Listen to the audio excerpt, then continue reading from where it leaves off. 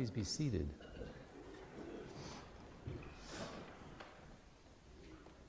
So I succeeded one more time to skip right over Ascension Day. Did you see that happen?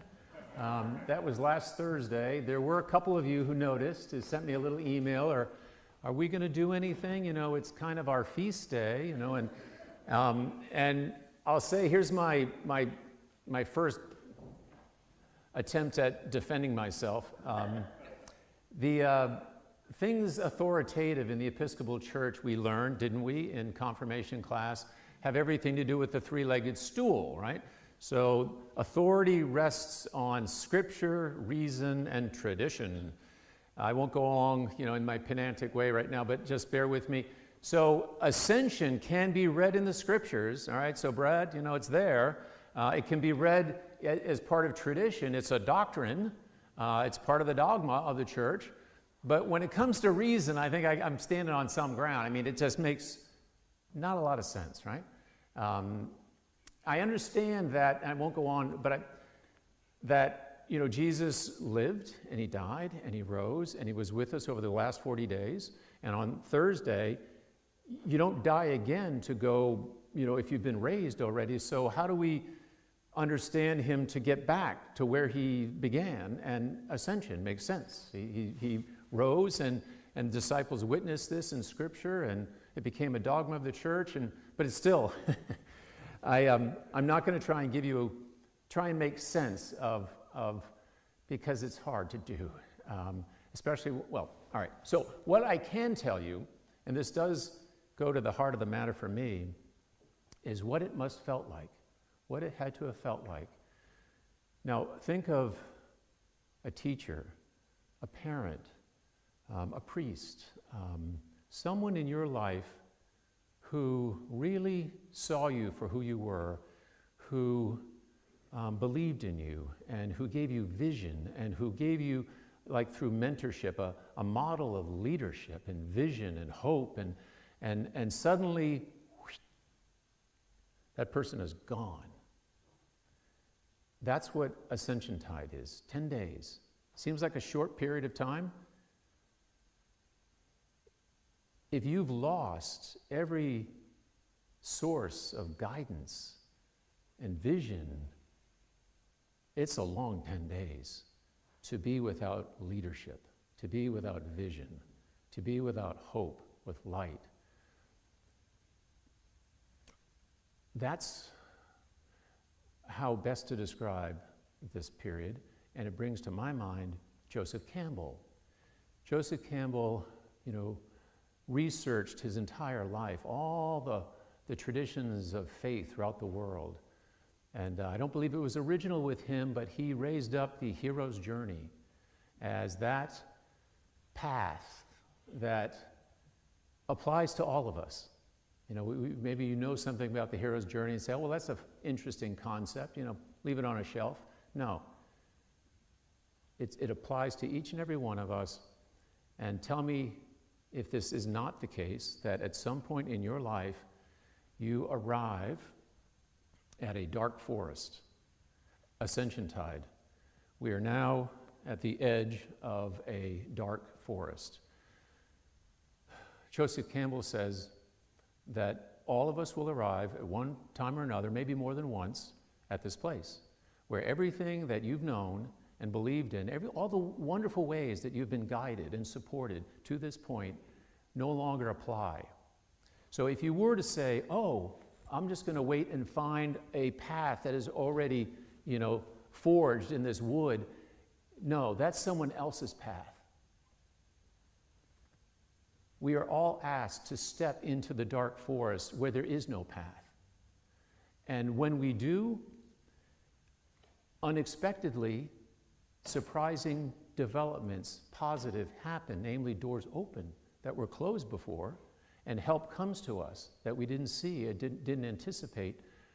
But if we step on that, extend ourselves beyond the comfort zone, and put ourselves into that place, we begin to forge our lives. Everything else up to this point was sort of borrowed. You know, I kind of like how he lives his life. No, Jesus has given us something, but he's not here anymore, right? And so now we're called upon to extend ourselves into this dark forest. And that's essentially the prayer he is offering before he leaves. He knows, and he's calling and saying essentially, the love that you have extended to me, gracious and loving God, I have extended to the disciples. And I pray that they will in turn extend it into the world so that all may be one.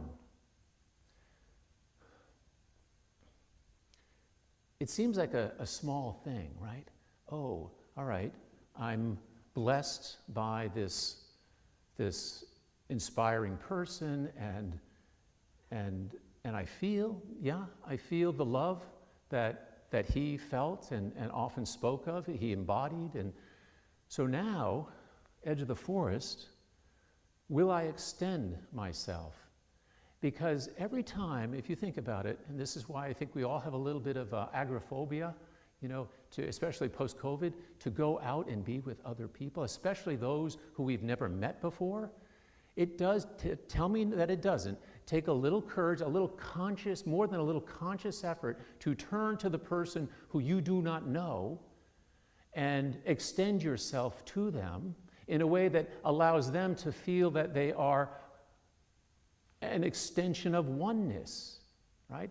Because this, I feel, I've got my people, I'm one with them, but can I now step out and as Jesus prays, we will, and take this feeling of being okay and blessed and part of something and extend that into the world, that everyone we meet is suddenly now feels part of something. And day by day, bit by bit, right? Kind of oneness becomes more and more of a reality, a more perfect union, right?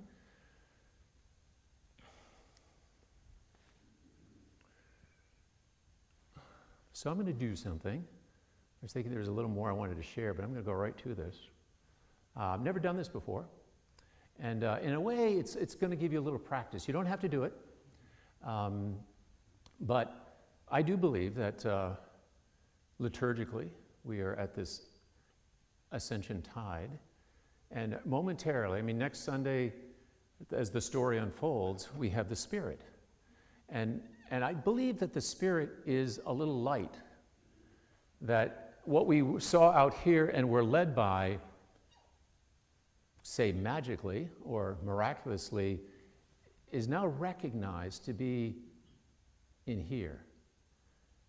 And maybe we feel that by extending ourselves. Every time we are there for somebody else, we know the feeling, don't we? When you do that, you're in Zoomies and you're not sure about, and you actually take a moment and extend yourself, something wonderful and simple, but it stays with you.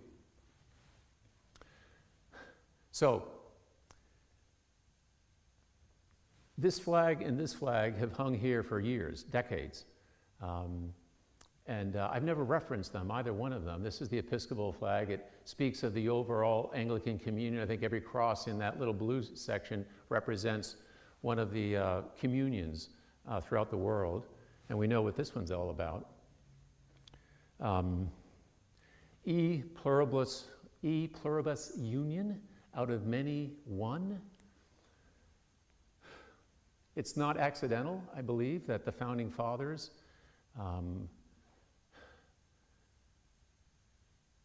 affirmed a kind of oneness at the foundation of the birth of this country. So what I want to do is, if we know the Pledge of Allegiance, okay, that's what I'm going to ask you to do here in a second. And when you recite it, it's an affirmation that we're in this together, and as we move forward and extend ourselves, we become a more perfect union. And it's not easy, but I so sincerely believe that it's both who we are as Christians and who we are as citizens of this country. They're perfectly matched. And so some would, maybe take offense of, is somehow this upstaging our relationship with divinity? I think not. I think that we learn how to open our hearts and experience, as Jesus is praying, this love that embodied him and he passed on and it passed on to us, and that relationship is real and wonderful. But then there's this point where you're standing and we've lost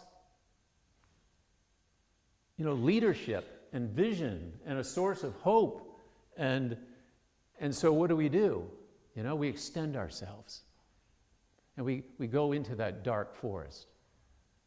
And unless you do, you don't know who you are. And the more you step each time and reach out and help to create a oneness, you will feel it. It's indelible. You become more fully who you are already in God's eyes. And it has an accumulative effect. And you begin to live life, not on the sidelines, but as a player. And each one of us has a vocation unique to each one of us. And it's how you're going to choose to take what you've been given, an infinite resource of power, and how you'll bestow that by extending yourself into the larger world, again, to make the whole world a more perfect union. So if you're willing to step up to this little dark forest, do this for the first time, join with me now and stand. I'm going to say the Pledge of Allegiance.